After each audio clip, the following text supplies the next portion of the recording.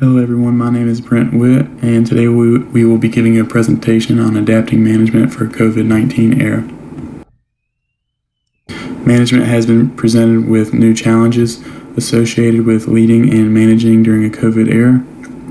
Some of these challenges are communication, accountability, and training. How will managers communicate with their employees effectively with a lot of businesses going remote? Will managers still be able to hold their teams accountable without having the same direct supervision? And how are managers supposed to recruit and train their new employees without being face-to-face? COVID has dramatically changed the way management communicates with their employees. According to Prasad, only 30% of the staff are reporting to the physical workplace during COVID. So businesses are having to find new ways to communicate with their employees. Zoom helps with this communication barrier.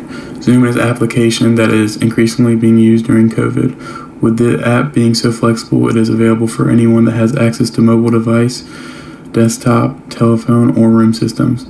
The app allows video, voice, and even content sharing to make it easier to teach or share ideas amongst a group.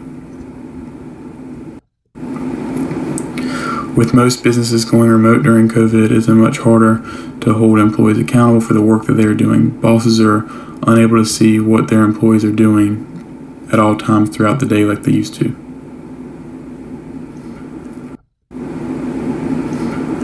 With new applications like Biz Merlin HR, the process of working remote becomes a lot easier for management to hold their employees accountable. There are ways for managers to track your employees' remote working hours. Employees are able to clock in and clock out directly from their mobile devices. This provides real-time accountability for managers. There are also ways to have one-on-one sessions with employees to deal with problems that might arise in ongoing projects and assignments.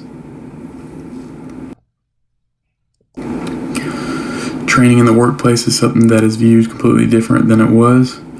There are constantly new policies and protocols that are changing in a company.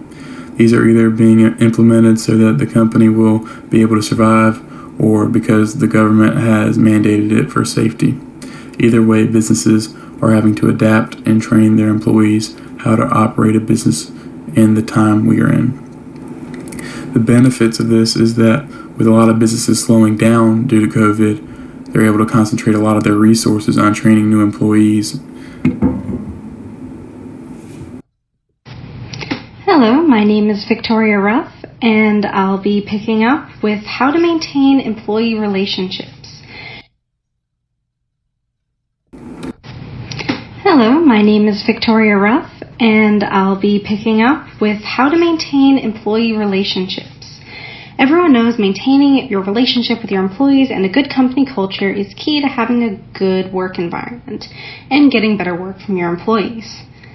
Things look a little different with COVID, but more or less there are 4 topics you should focus on. Feedback. Feedback shows your employees that you care about their success and their professional development. Rewards. They are not dogs. I'm not saying you should treat them like dogs. You don't need to give them a raise every time they do something well, but acknowledging their hard work and telling them how well they did goes a long way to maintaining your relationship. 3, invest in your employees. Investing in your employees means giving them training, giving them constructive feedback when they need it, and giving them access to any resources they need to develop further as a professional. It shows that you and your company care about them and creates that psychological contract.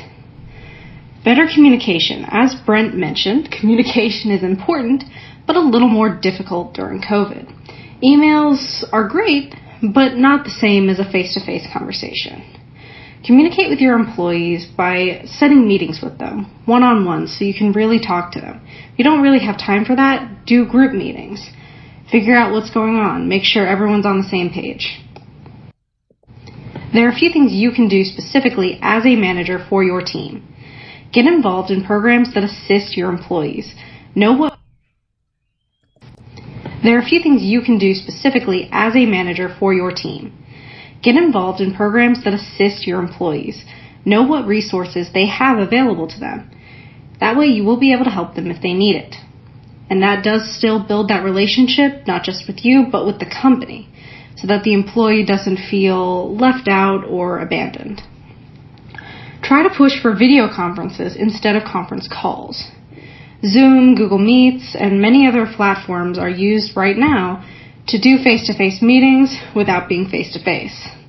It helps facilitate that communication, and it's much more personal than if it was just a phone call or even worse, an email.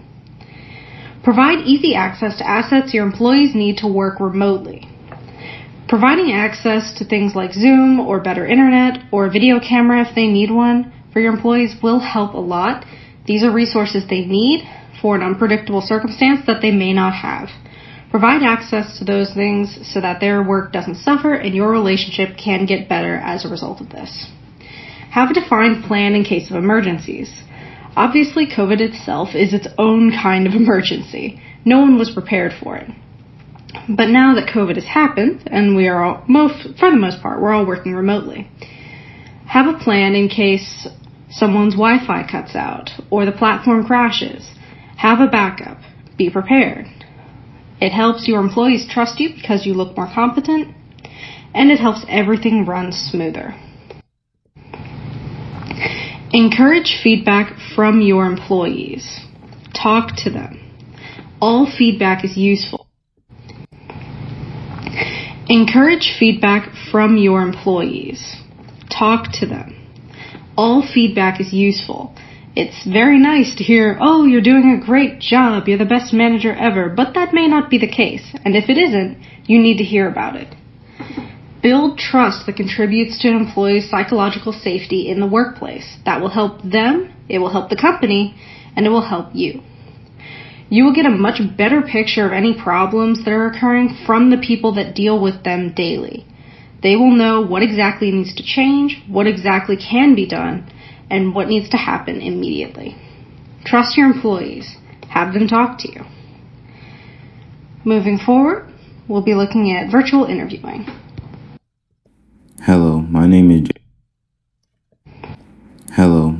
Jalen Perry, and I will be picking up on the changes with the new hiring process due to COVID-19. As we all know, it has been rough for businesses to conduct interviews with potential applicants because of COVID-19 and social distancing. Many businesses are starting to adapt to this by doing virtual interviews with applicants via Zoom, which is an online chat service that is used for teleconferencing, telecommunicating, distance education, and social relations. Since virtual interviews aren't the same as in-person interviews, businesses should use a variety of techniques to make the interviewee feel comfortable. For example, using icebreaker sessions to get to know more about the person. And depending on the environment, you should pick a quiet location where there isn't a lot of background noise and you can't be disturbed. And it is also important that you have reliable internet connection so you don't experience technical difficulties. In conclusion, for managers to adapt to the COVID-19 era, it is important that you're able to face the challenges with managing people during COVID-19. Also, that you're able to maintain good relationships with your employees. And lastly, that you're able to adapt to the new virtual interviewing process.